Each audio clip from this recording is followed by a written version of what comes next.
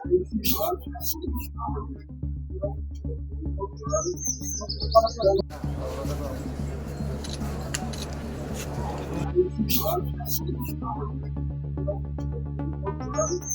অনুভৱ তো এইটোৱেই যে আমাৰ আজি ভাৰতীয় জনতা পাৰ্টি আমাৰ ডক্টৰ হিমন্ত বিশ্ব শৰ্মা ডাঙৰীয়া মুখ্যমন্ত্ৰীৰ নেতৃত্বত যি বিগত 5টা বছৰত উন্নয়ন আৰু জাতি মাটি ভেটিৰ সুৰক্ষাৰ স্বাৰ্থত যিখিনি কাৰ্যসূচী গ্ৰহণ কৰিছিল, অসমৰ ৰাইজে এই কথাখিনিত সন্তুষ্টি লাভ কৰিছে আৰু ৰাইজে মুখ্যমন্ত্ৰী ডাঙৰীয়াক ধন্যবাদ দিছে আৰু সেইকাৰণে পুনৰবাৰ অসমৰ মুখ্যমন্ত্ৰী ডক্টৰ হিমন্ত বিশ্ব শৰ্মাই যাতে ৰাজ্যখন আকৌ চলাব পাৰে, যি উন্নয়ন হৈছে তেওঁৰ যিটো আশা যে ভাৰতবৰ্ষৰ 5খন ধনী ৰাজ্যৰ ভিতৰত অসম ৰাজ্যখনৰ হ'ব লাগে, তেওঁৰ যিটো মনৰ আশা বা তেওঁৰ যিটো ইচ্ছা, সেই ইচ্ছাটো এই 5টা বছৰত যাতে পূৰণ কৰিব পাৰে,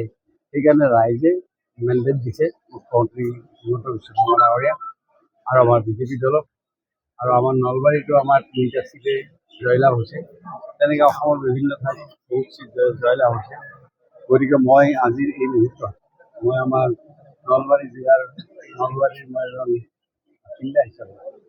গতিকে মই নলবাৰীবাসী ৰাইজক ধন্যবাদ দিছোঁ যে আমাৰ 3টা চিট নলবাৰী জিলাৰ 3টা চিটতে আমাৰ 3জন প্ৰাৰ্থীকে ৰাইজে জয়যুক্ত কৰিছিল। তাৰ কাৰণে নলবাৰীবাসী ৰাইজক মই ধন্যবাদ দিছোঁ। আমাৰ প্ৰিয় সমষ্টি ৰাইজক মই ধন্যবাদ দিছোঁ মই প্ৰতিনিধিত্ব কৰিছোঁ। আৰু এতিয়া আমি তিনিওজনে লগ হৈ আমাৰ জিলাখন কেনেকৈ আমি আগবঢ়াই লৈ যাব পাৰোঁ বা ৰাজ্যখনৰ উন্নয়নৰ স্বাৰ্থত ৰাজ্যখনৰ আমি কি অৱদান আগবঢ়াব পাৰোঁ, মুখ্যমন্ত্ৰী কৰিব পাৰোঁ, গতিকে তেনেকুৱা ধৰণৰ আমাৰ দৃষ্টিভংগীৰে আমি আগুৱাই যাওঁ। গতিকে আজি বিশেষ অনুভৱ এইখিনি কৰিলে বহুত ভাল লাগিছে যে ৰাইজে আমাক এনেকুৱাকৈ মেণ্ডেট দিছে, ইমান মৰম কৰিছে ৰাইজে, বিভিন্ন ধৰণৰ মানে আমাৰ বিৰুদ্ধে প্ৰচাৰ, বিভিন্ন ধৰণৰ অপপ্ৰচাৰ,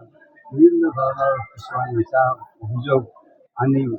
বিভিন্ন ধৰণে আচলতে বিজেপি দলটোক বা আমাৰ মিত্ৰজোঁটক ব্যতিব্যস্ত কৰাৰ কাৰণে যোৱা কিছুদিন ধৰি আপোনালোকে দেখিবলৈ পাইছে যে তেওঁলোকে তেনেকুৱা ধৰণৰ বহুত মানুহে তেনেকুৱা ধৰণৰ আমাৰ দলটোক মুখ্যমন্ত্ৰী ডাঙৰীয়াক ব্যতিব্যস্ত কৰাৰ কাৰণে আমাৰ সকলোকে ব্যতিব্যস্ত কৰাৰ কাৰণে ব্যৱস্থা গ্ৰহণ কৰিছিলে। কিন্তু সেই যিবিলাক ব্যৱস্থা, সেই ব্যৱস্থাক অসমৰ ৰাইজে নস্যাৎ কৰি দিলে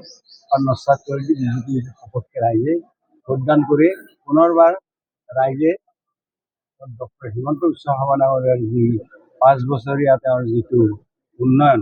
বিকাশ আৰু জাতি মাটি ভেটিৰ সুৰক্ষাৰ যিটো কাৰ্যসূচী, সেই কাৰ্যসূচী এটা সবলভাৱে মুখ্যমন্ত্ৰী ডাঙৰীয়াই আগবঢ়াই লৈ যাব পাৰে, তাৰ কাৰণে ৰাইজে মেণ্ডেট দিছে। ৰাইজক অসমৰ ৰাইজক আমি ধন্যবাদ দিছোঁ।